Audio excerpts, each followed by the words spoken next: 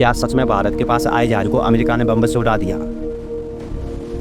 ये सवाल social media पर तेजी से फैल रहा है, लेकिन सच्चाई इससे भी ज़्यादा खतरनाक है, क्योंकि ये घटना सीधे सीधे दुनिया के सबसे बड़े युद्ध की ओर इशारा करती है। लेकिन क्या हुआ था जानेंगे। कुछ दिन पहले एक ईरानी युद्धपोत भारत में आयोजित एक नेवल एक्सरसाइज में शामिल हुआ था। यह एक्सरसाइज इंडो पैसिफिक क्षेत्र की बड़ी सैन्य गतिविधियों में से एक मानी जाती है। जब यह जहाज वापस जा रहा था, तभी हिंद महासागर में श्रीलंका के पास अमेरिकी पनडुब्बी ने उस पर हमला कर दिया। रिपोर्ट के मुताबिक टॉरपीडो से हमला किया गया और जहाज डूब गया। इस हमले में कई सैनिकों की मौत भी हुई। लेकिन भारत का नाम क्यों आ रहा है? लोग सोच रहे हैं कि हमला भारत में हुआ, लेकिन सच्चाई यह है जहाज भारत में आया था, हमला भारत में नहीं हुआ। हमला अंतर्राष्ट्रीय समुद्री क्षेत्र में हुआ, जो श्रीलंका के पास था। लेकिन क्योंकि जहाज भारतीय एक्सरसाइज से लौट रहा था, इसलिए यह मामला भारत के दरवाजे तक पहुंचा हुआ माना जा रहा है। फिर अमेरिका ने हमला क्यों किया?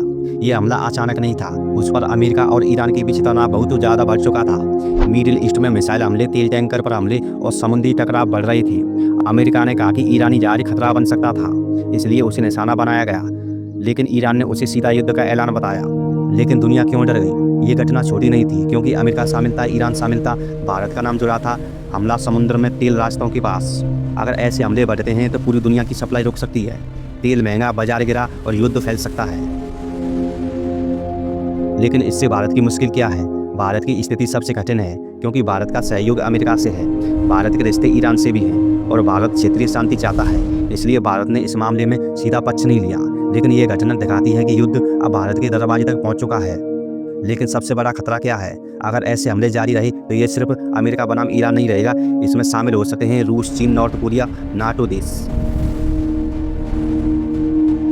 और फिर दुनिया एक बड़े संकट में जा सकती है। तो दोस्तों, अंतर्राष्ट्रीय राजनीति में कभी कभी सबसे खतरनाक घटनाएं वही होती हैं जहां कोई युद्ध घोषित नहीं होता। और यही कारण है कि दुनिया आज एक नए संकट के किनारे पर खड़ी है। अगर आपको ऐसी गंभीर चर्चा पसंद है तो वीडियो को लाइक जरूर करें, क्योंकि आपका एक लाइक एल्गोरिदम को बताता है कि सच सुनना अभी भी जरूरी है। तो मिलते हैं अगली वीडियो में। धन्यवाद। आपका दिन शुभ हो।